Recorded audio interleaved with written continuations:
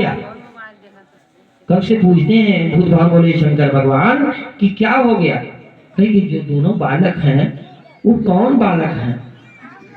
उनका सारा जितना भी भोजन था सब खत्म कर दिए क्षण मात्र में। कहे कि लोग पोटली में से राख निकालते हैं, कहते हैं कि उन दोनों के ऊपर ले जा करके छोड़ दो, फेंक देना। तुरंत राख उठा करके लेकर के जाते हैं। कंस अपने हाथों से इन दोनों बच्चों के ऊपर वह भभूति डालते हैं। भभूति डालते ही टकार मारने लगते हैं। बोलो भक्त और भगवान के। अब इधर बड़े प्रसन्न हृदय से, प्रसन्न मुद्रा से शादी संपन्न हो जाती है। शादी संपन्न हो जाती है। अपनी बहन चचेरी बहन देवकी को स्वयं रथ पर सवार होकर के अपनी बहन को ले जा रहा था। बलदेव जी के साथ देवकी को लेकर के जा रहा था।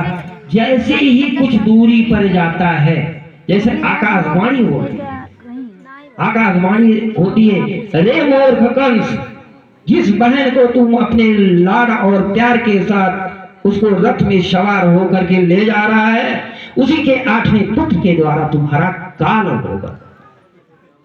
जैसे ही का अपने मरने का कारण सुनता है, वह रथ से चाबुक छोड़ करके और नीचे जैसे पृथ्वी पर आता है, अपनी बहन के इस शिखा को पकड़ करके और जमीन पर पटकने को तैयार होता है। उसी समय बसदेव महाराज जी हाथ जोड़ करके खड़े हो जाते।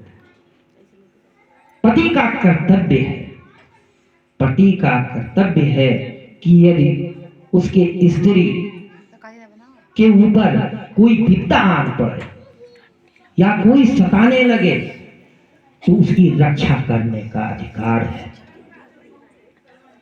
भगवान वासुदेव जी सोचते हैं कि यह दुष्ट निर्दयी है, राक्षस है, अवश्य मेरी पत्नी को मार डालेगा। हाथ जोड़ करके कहते हैं वासुदेव महाराज कि हे भोजपुत्र, आपका बड़ा नाम है, हे मथुरा के होने वाले राजा, आप सम्मान देते हैं। यदि किसी दुष्ट को सम्मान दिया जाए तो जल्दी प्रसन्न हो जाते हैं, प्रसन्न हो जाते हैं। हे भोजपुत्र, भोजवंश के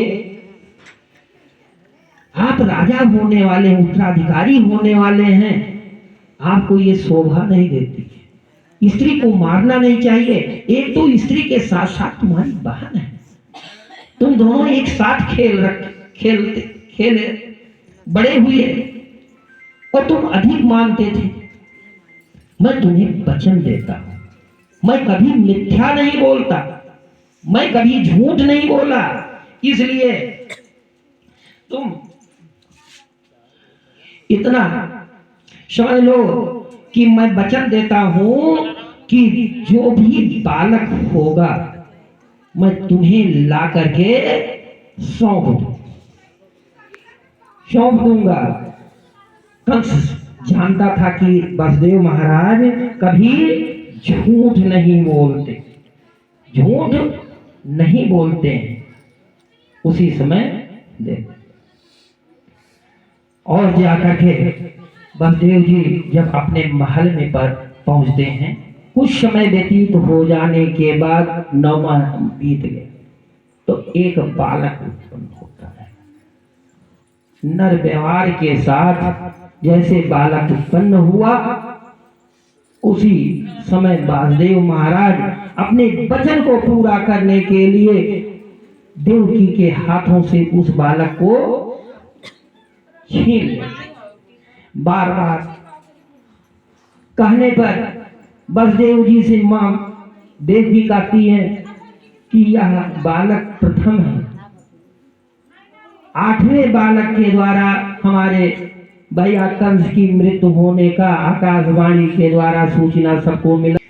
हे भाग्य बनाने वाली मैया कैसी तकदीर बनाई है। हे भाग्य बनाने वाली मैया कैसी तकदीर बनाई है।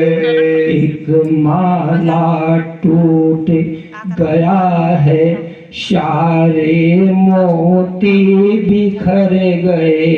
एक माला तो ऐसा रुदन करती हुई देवकी कि अभी मेरा प्रथम बालक हुआ है, मेरी कोख से प्रथम बालक हुआ है, हे माँ।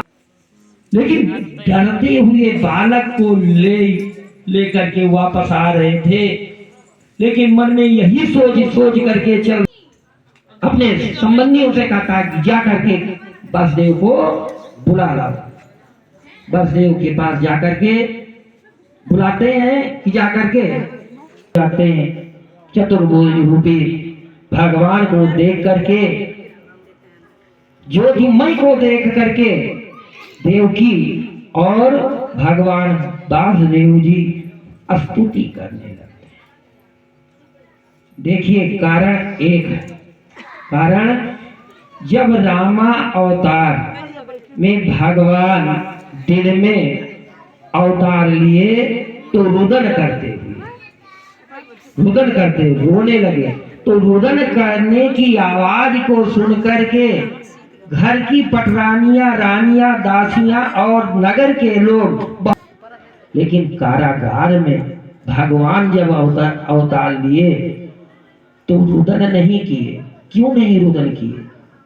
रुदन करने से सभी लोग जितने भी हैं सब लोग कंस को सूचना देंगे और कंस तुरंत आकर के संहार कर देगा। चतुर्भुज रूपधारी को धारण देख करके देवकी और वसुदेव जी स्तुति करने लगते हैं कि हे, उसको पता चलेगा आपको मार डालेगा। भगवान नारायण हरि कहते हैं कि आप जरा सा भी भय मत कीजिए, मुझे मारने वाला इस संसार में कोई न पैदा हुआ है।